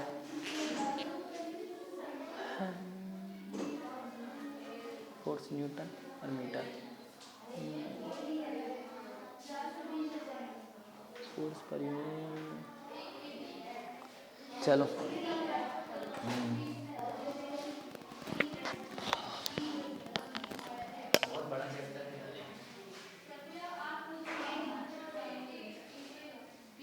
आज भी खत्म नहीं हो पाएगा।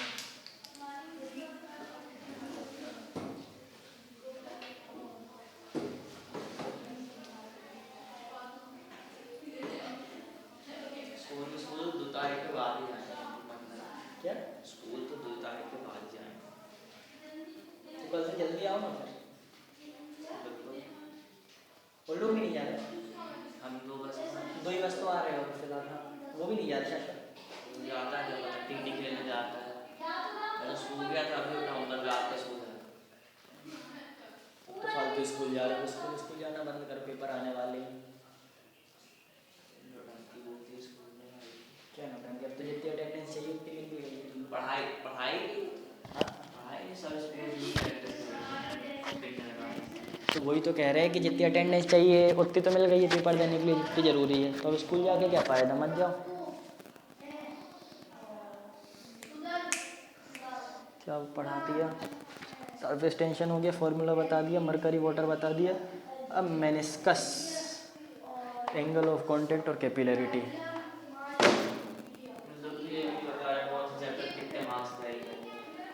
ये तो वैसे भी नहीं बताते स्कूल में, और बोर्ड वगैरह में भी आजकल ऐसा नहीं होता, जो लिखा रहता है उससे उल्टा पुल्टा हो जाता है, इसलिए भरोसा नहीं कर सकते उतना।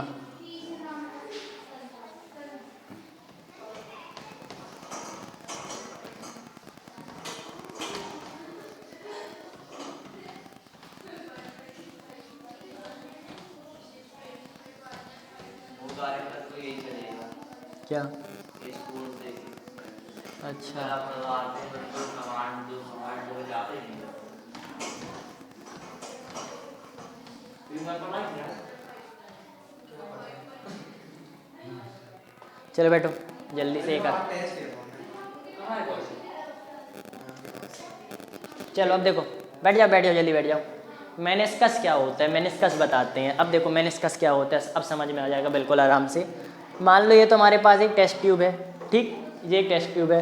अब टेस्ट ट्यूब में, टेस्ट ट्यूब ग्लास का टेस्ट ट्यूब है, टेस्ट ट्यूब में अपन कोई भी चीज़ डालते हैं, कोई भी लिक्विड डालेंगे तो या तो बिल्कुल सीधा सीधा रहता है, क्या बिल्कुल सीधा सीधा कभी नहीं रहता, कभी कभी ऐसा रहता है, ठीक, कभी कभी ऐसा रहता है, कभी कभी सीधा भी हो सकता है, ठीक है। लेकिन अपन ने जनरली देखा कि बिल्कुल सीधा कभी नहीं रहता। अब ऐसा क्यों रहता है?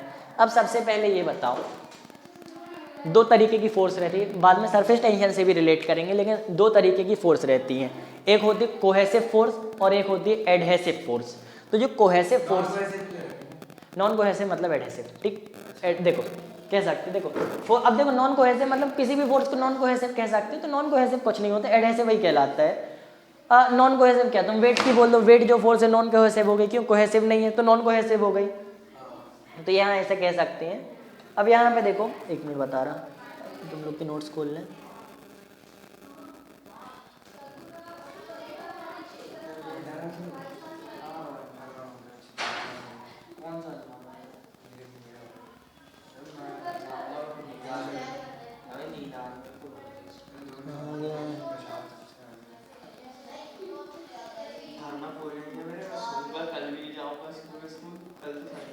अब देखो कल टाइम बताओ ना, कल संडे है। बताएंगे ना, बताएंगे। अभी देखो कोहेसिव फोर्स क्या होती है। कोहेसिव फोर्स रहती है, जैसे देखो कोवर्कर होते हैं, कोवर्कर मतलब एक कंपनी के अंदर जो वर्कर यानी काम करते हैं उनको कोवर्कर कहते हैं। सब सेम काम करते हैं मतलब सब एक तरीके से सेम है, ठीक। तो जो कोहेसिव फोर्स रहती है वो सेम तरीके के मॉलिक्यूल के बीच में रखती है। अब देखो यहाँ पे ये मान लो एक लिक्विड है, इस लिक्विड के अंदर के जो मॉलिक्यूल है उनमें जो फोर्स लग रही है उसको कहेंगे कोहेसिव फोर्स, ठीक। अब इसके भी तो मॉलिक्यूल्स हैं, क्या कहते हैं अपन, जो ग्लास है उसके भी मॉलिक्यूल्स हैं। अब ग्लास के मॉलिक्यूल्स और इसके बीच में यानी ग्लास के मॉलिक्यूल्स और लिक्विड के मॉलिक्यूल्स के बीच में जो फोर्स लगती है उसको कहते हैं एडहेसिव फोर्स। मतलब कोहेसिव फोर्स लगती है सेम तरीके के मॉलिक्यूल्स के बीच में और एडहेसिव फोर्स लगती है डिफरेंट तरीके के मॉलिक्यूल के बीच में। अब देखो यहाँ पे क्या, यहाँ पे अपन को क्या समझ में आ रहा है कि नॉर्मली कैसा रहना चाहिए, मान लो नॉर्मली यानी आइडियली ऐसा रहना चाहिए, ठीक, आइडियली ऐसा रहना चाहिए। मतलब ये मॉलिक्यूल्स ऑफ वाटर हैं, ये मॉलिक्यूल्स ऑफ ग्लास है यानी ग्लास ट्यूब जो भी है वो उसके मॉलिक्यूल्स हैं। नॉर्मली ऐसा अपन को रहने लगता है, सीधा सीधा रहना चाहिए। ऐसा क्यों रहता है, मान लो ऐसा था और ग्लास के मॉलिक्यूल्स वाटर के मॉलिक्यूल्स को अपने साइड खींच रहे हैं। अब खींचेंगे किन मॉलिक्यूल को, बीच के मॉलिक्यूल को तो खींचेंगे नहीं कि यहाँ से ऐसा खींच लें, ऐसा बीच के मॉलिक्यूल्स को तो खींचेंगे नहीं। कहाँ के मॉलिक्यूल्स को खींचेंगे, किनारे के मॉलिक्यूल्स को खींचेंगे, तो मतलब यहाँ के मॉलिक्यूल्स को खींच रहे हैं। तो जब एडहेसिव फोर्स, मॉलिक्यूल को खींचना अलग, दूसरे तरीके के मॉलिक्यूल्स खींचना उसको कहेंगे एडहेसिव फोर्स। अगर एडहेसिव फोर्स कोहेसिव फोर्स से ज़्यादा हो जाए तो किनारे से खींचेगा। अगर कोहेसिव फोर्स ज़्यादा होती है तो ये ऐसे बीच के मॉलिक्यूल्स किनारे के मॉलिक्यूल्स को अपने पास खींचेंगे। ये जो बीच के मॉलिक्यूल्स हैं ये किनारे के मॉलिक्यूल्स को अपने पास खींचेंगे, तो इस तरीके का स्ट्रक्चर बन जाएगा। तो जहाँ एडहेसिव फोर्स ज़्यादा है वहाँ पे ऐसा स्ट्रक्चर बनेगा, जहाँ कोहेसिव फोर्स ज़्यादा है, सॉरी कोहेसिव फोर्स ज़्यादा तो ऐसा स्ट्रक्चर बनेगा, और एडहेसिव फोर्स ज़्यादा है तो ऐसा स्ट्रक्चर बनेगा। क्यों बनेगा समझ में आया? हाँ वो वाला बताएंगे, पहले ये समझ में आया ऐसा क्यों बनेगा। ये वाली फोर्स इनको खींच रही है ज़्यादा, मतलब जो बीच की फोर्स इसको खींच पा रही है वो उतना काफ़ी नहीं है, ये वाली फोर्स ज़्यादा है। तो adhesive force adhesive is greater than force cohesive. यहाँ पे force cohesive is greater than force adhesive. इतना समझ में आया। अब इसको क्या कहते हैं, अगर ऊपर से अपन देखेंगे, ऊपर से देख रहे हैं तो ये अपन को उठा हुआ दिख रहा है, जो चीज उठी हुई दिखती है उसको अपन क्या कहते हैं, कॉन्वेक्स।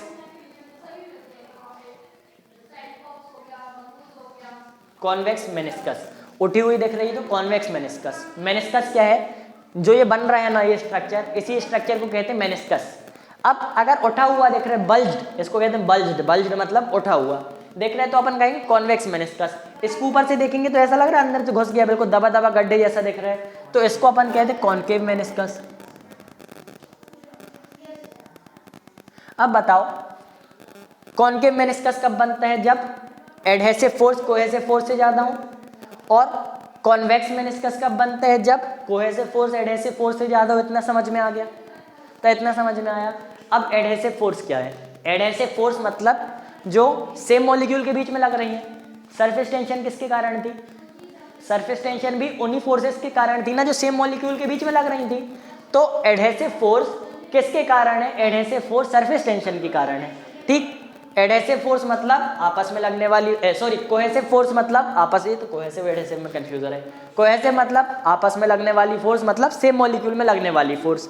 सरफेस टेंशन अगर फोर्स ज्यादा हुई, कोहेसिव फोर्स अगर ज्यादा हुई तो सरफेस टेंशन बढ़ जाएगा। क्यों? आपस में लगने वाली फोर्स ज्यादा तो सरफेस टेंशन ज्यादा। तो जिसमें सरफेस टेंशन ज्यादा होता है उसमें बनते हैं कॉन्वेक्स मेनिस्कस, तो यहां पे लिख लेंगे टी ज्यादा। और जिसमें सरफेस टेंशन कम होता है उसमें बनता है कॉन्केव मेनिस्कस। अब बताओ इन दोनों में से एक मर्क्यूरी का है एक वाटर का है, तो मर्क्यूरी का कौन सा, वाटर का कौन सा?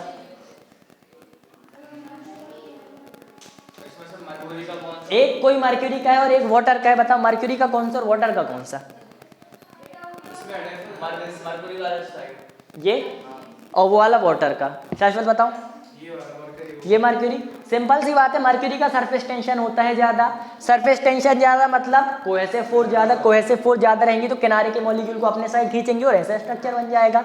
अब वाटर मतलब वाटर में सरफेस टेंशन कम होता है तो किनारे की फोर्स ज्यादा हो सकती है, किनारे की फोर्स अपने पास खींचेंगी तो ऐसा यानी कॉन्केव मेनिस्कस बन जाएगा। अब बताओ एक मच्छर है, मच्छर अपन देखते पानी के ऊपर तैर जाता है, किस फिनोमिना के कारण तैरता है? पानी के ऊपर तैर जाता है। मच्छर यानी पानी के ऊपर खड़ा हो सकता है, किस फिनोमिना के कारण? किस फिनोमिना के कारण? अरे सरफेस टेंशन के कारण। पानी की सरफेस टेंशन मतलब इलास्टिक टाइप की प्रॉपर्टी, तो उसके कारण मच्छर खड़ा रहते हैं। सुई तैर जाती किस फिनोमिना के कारण? सरफेस टेंशन के कारण। एक बॉल पानी में पूरा नहीं डूबती, किस फिनोमिना के कारण? नहीं, वो होता है एक बॉल, मान लो रबड़ की, रबड़ बॉल की बात करें। अब देखो प्लास्टिक बॉल हो सकते बिल्कुल ऊपर रहे, रबड़ बॉल हो सकते थोड़ी सा अंदर आए, रबड़ बॉल थोड़ी ज्यादा अंदर आएगी, ठीक, प्लास्टिक बॉल के मुकाबले। तो रबड़ बॉल अगर पूरी नहीं डूबती, या फिर मान लो लकड़ी का टुकड़ा पूरा नहीं डूबता, किस फिनोमेना के कारण? वो बल्क फिनोमेना मतलब कि बोयेंसी के कारण। ठीक, बोयेंसी और सरफेस टेंशन अलग अलग है। लकड़ी का टुकड़ा नहीं डूबता, लकड़ी का टुकड़ा बड़ा है, अगर उसको अपन रखेंगे तो सरफेस के नीचे आ जाएगा, मतलब ये सरफेस है तुम्हारा। सुई रखेंगे तो केवल सरफेस पे रहेगी, मच्छर केवल सरफेस पे रहेगा। लकड़ी के अगर टुकड़े को रख दिया सरफेस के नीचे आएगा, सरफेस के नीचे आया मतलब बल्क फिनोमेना चालू। तो लकड़ी का टुकड़ा क्यों नहीं डूबता? बोयेंसी के कारण। सुई क्यों नहीं डूबती? Surface tension. जैसे अंदर कोई खोखली रहती तो भले कितनी भारी हो डूबती नहीं। क्यों नहीं डूबती? क्यों? क्योंकि उसका खुद का वॉल्यूम तो कुछ है नहीं, एयर ही का वॉल्यूम है लगभग, एयर की डेंसिटी कम रहती है इसलिए डूबती नहीं। एयर की डेंसिटी बहुत कम रहती है, वाटर की डेंसिटी बहुत ज्यादा रहती है, इसलिए बिल्कुल नहीं डूबती। और अंदर से पूरा भरा हो टेनिस बॉल कॉर्क ले लो तो डूब जाएगी। हाँ, वो डूब जाएगी। क्यों? कॉर्क बॉल पूरी अंदर से भरी रहती है तो उसकी डेंसिटी ज्यादा वाटर की डेंसिटी से तो डूब जाएगी। ठीक है, अगर कोई चीज सरफेस बस में है तो सरफेस फिनोमेना लगाने, अगर बल्क में आ रही तो बल्क फिनोमेना लगाने। अब बताओ मच्छर को मर्क्यूरी के ऊपर खड़े होना ज्यादा सरल पड़ेगा या वाटर के ऊपर? मर्क्यूरी के ऊपर, क्योंकि मर्क्यूरी का सरफेस टेंशन ज्यादा मतलब स्ट्रेचेबिलिटी ज्यादा है, तो मर्क्यूरी के ऊपर खड़े होना ज्यादा लगेगा। अगर अपन किसी भी एक छोटी सी चीज को ले रहे हैं, डायरेक्ट क्वेश्चन आएगा कि उसकी प्रोबेबिलिटी डूबने की किस में ज्यादा है, मर्क्यूरी में कि किसी छोटी सी चीज को ले रहे हैं मान लो सुई में, तो मर्क्यूरी में डूबने की प्रोबेबिलिटी ज्यादा कि वाटर में? डूबने की प्रोबेबिलिटी वाटर में ज्यादा, तैरने की प्रोबेबिलिटी मर्क्यूरी में ज्यादा। ठीक है, सरफेस हाँ मर्क्यूरी में डूबता नहीं, मतलब तैरने की प्रोबेबिलिटी, यानी अगर बहुत भारी चीज कोई ले ली तो डूब भी सकती है ना। अब देखो सरफेस टेंशन समझ में आ गया, अपन को मेनिस्कस समझ में आ गया, कॉन्केव मेनिस्कस और कॉन्वेक्स मेनिस्कस क्या होता है। अब एक होता है angle of contact. Angle of contact क्या होता है? यहाँ से एक एंगल बना लो। अच्छा देखो बता दे रहे किसमें, अगर मर्क्यूरी और ग्लास है, एक एग्जांपल, मर्क्यूरी और ग्लास है तो कॉन्वेक्स मेनिस्कस होगा, वाटर और ग्लास है तो कॉन्केव मेनिस्कस होगा। अगर ये किनारे सिल्वर है, ये जो टेस्ट ट्यूब है ना, अगर ये सिल्वर का है और अंदर वाटर है, प्योर वाटर, तो 90 डिग्री वाला आ जाएगा। ठीक, तो 90 डिग्री कब आता है? अगर प्योर वाटर और सिल्वर रहते किनारे सिल्वर। ये कॉनकेव कब आता है? जब तुम्हारा वाटर और ग्लास हो, ग्लास वाटर। ये कब आता है? कॉन्वेक्स मतलब मरकरी और ग्लास। अब अगर प्योर वाटर और ग्लास हो, यानी ये वाटर बिल्कुल ही प्योर हो, ग्लास भी तुम्हारा बिल्कुल प्योर हो, तो जो एंगल ऑफ कांटेक्ट आता है 0 डिग्री आता है। अब बताते हैं एंगल ऑफ कांटेक्ट क्या है। यहाँ से अपन को 2 टेंजेंट बनाने हैं, एक टेंजेंट बनाना है ग्लास का, एक टेंजेंट बनाना है वाटर का। ठीक, लेकिन जो दोनों यानी एक टेंजेंट मेनिस्कस का और एक टेंजेंट ग्लास का, लेकिन जो दोनों टेंजेंट होंगे वो लिक्विड के अंदर होने चाहिए। यहाँ पे अपन 2 टेंजेंट बनाएंगे, एक टेंजेंट ये ग्लास का टेंजेंट, एक टेंजेंट ये मेनिस्कस का टेंजेंट। दोनों टेंजेंट मतलब वाटर के इक्वल है, वाटर के अंदर है। अब देखो टेंजेंट अपन ऐसे भी तो बना सकते थे कि ग्लास का टेंजेंट अपन ने ये बना लिया और ये इसका टेंजेंट अपन ने ये बना लिया। अब दोनों बाहर है, वाटर के बाहर है, तो अपन को ऐसा नहीं करना। अगर अपन ने ये बना लिया होता तो एक अंदर एक बाहर है, अपन को दोनों अंदर करने, मतलब जो दोनों टेंजेंट बनेंगे वो वाटर के फ्लूइड के अंदर रहने चाहिए। अब दोनों टेंजेंट फ्लूइड के अंदर अपन ने बना लिए, उसके बीच का अपन एंगल लेंगे तो वो होगा एंगल ऑफ कांटेक्ट। ठीक है, सेम चीज मरकरी वाले केस में बनाओ, एक टेंजेंट ये बन गया। अब एक टेंजेंट अपन ये बना सकते हैं, लेकिन ये नहीं बनाएंगे, क्यों? क्योंकि वाटर के अंदर लेना है, तो मेनिस्कस का एक टेंजेंट ये जाता, एक टेंजेंट ये जाता। अब ये वाटर के अंदर से गया, तो इस वाले एंगल को अपन क्या कहेंगे? Angle of contact. Angle of contact समझ में आया। अब बोलेंगे अगर एंगल ऑफ कांटेक्ट 90 से कम है तो कौन सा मेनिस्कस होगा? 90 से कम है तो कॉनकेव मेनिस्कस। अगर एंगल ऑफ कांटेक्ट 90 से ज्यादा है तो कॉन्वेक्स मेनिस्कस। अब बोलेंगे अगर एंगल ऑफ कांटेक्ट 90 से ज्यादा है तो सरफेस टेंशन, यानी अगर एंगल ऑफ कांटेक्ट 90 से ज्यादा है तो एडहेसिव फोर्स ज्यादा कि कोहेसिव फोर्स ज्यादा? तो बोलेंगे कोहेसिव फोर्स ज्यादा। अगर एंगल ऑफ कांटेक्ट एक्यूट है, एक्यूट मतलब क्या? एक्यूट मतलब 90 से कम, एक्यूट 90 से कम, ऑब्ट्यूस 90 से ज्यादा। अगर एंगल ऑफ कांटेक्ट एक्यूट है तो एडहेसिव फोर्स ज्यादा कि कोहेसिव फोर्स ज्यादा? तो एडहेसिव फोर्स ज्यादा। एक्यूट 90 से कम मतलब एडहेसिव फोर्स ज्यादा, मतलब इसके और इसके बीच में ज्यादा फोर्स है। तो एडहेसिव कोहेसिव समझ में आ गया, एंगल ऑफ कांटेक्ट समझ में आ गया। अब कैपिलैरिटी बचती है, आज हो नहीं पाएगी, है बिल्कुल थोड़ी सा, मेनिस्कस, वेरिएबिलिटी, कैपिलैरिटी। अच्छा देखो एक चीज और, एक चीज और, अब इसमें भी ये चीज बताते हैं। अगर इसमें अपन ने गर्म कर दिया, अगर गर्म कर देंगे, यानी अभी क्या है? कॉनकेव मेनिस्कस है, कॉनकेव मेनिस्कस का एंगल है थीटा। अगर अपन इसी वाले को गर्म कर देंगे, अपन ने बढ़ा दिया टेम्परेचर, अब बताओ ये जो एंगल है बड़ा होगा कि छोटा होगा? छोटा। क्यों? अरे अब बड़ा हो जाएगा कि छोटा? बड़ा हो जाएगा। देखो बता रहे, अपन ने क्या बढ़ाया? टेम्परेचर, है ना, ये टी टेम्परेचर के लिए अपन ने टेम्परेचर बढ़ा दिया। टेम्परेचर बढ़ाने से क्या होता है? सरफेस टेंशन कम होती है, सरफेस टेंशन कम होती है। अब अगर सरफेस टेंशन कम हो रही तो कोहेसिव फोर्स कम हुई कि एडहेसिव फोर्स? कोहेसिव फोर्स कम हुई। कोहेसिव फोर्स क्या कर रही थी? ये बना रही थी, है ना। अब अगर कोहेसिव फोर्स कम हो गई मतलब एडहेसिव फोर्स और ज्यादा हो गई। अगर एडहेसिव फोर्स और ज्यादा हो गई कोहेसिव फोर्स के मुकाबले तो ये मेनिस्कस और नीचे आ जाएगा। तो ये मेनिस्कस अब ऐसे की जगह ऐसा हो जाएगा, ऐसा हो जाएगा, मेनिस्कस और नीचे आ गया, मतलब एंगल और कम हो गया।